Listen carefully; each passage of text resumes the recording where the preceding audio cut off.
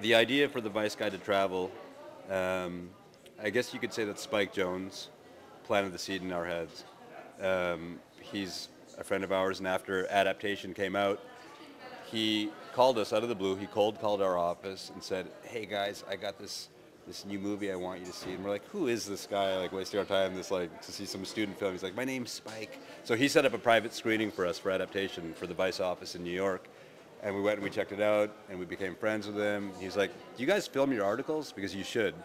And we're like, "That's a really good idea." And we decided to do the first one on the Vice Guide to Travel, just because we knew that there were some stories there that we wanted to chase. And so it's a series. The next one's going to be the Vice Guide to Sex, Drugs, and Rock and Roll, which will probably end up being a little more lighthearted and hopefully, comedic than this one.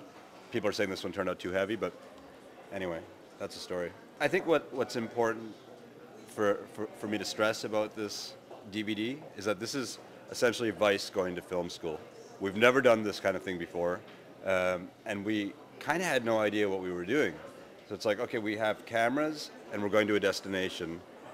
A lot of these destinations are really fucking difficult to get into. It's an incredible challenge to get into the tribal areas between Pakistan and Afghanistan right now.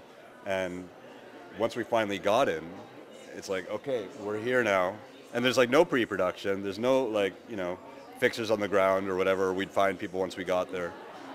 And I think there was our biggest failure in this is that we weren't thinking, what story are we trying to tell here? And so we just filmed a bunch of stuff and came back with tapes and we're like, this doesn't make any sense at all.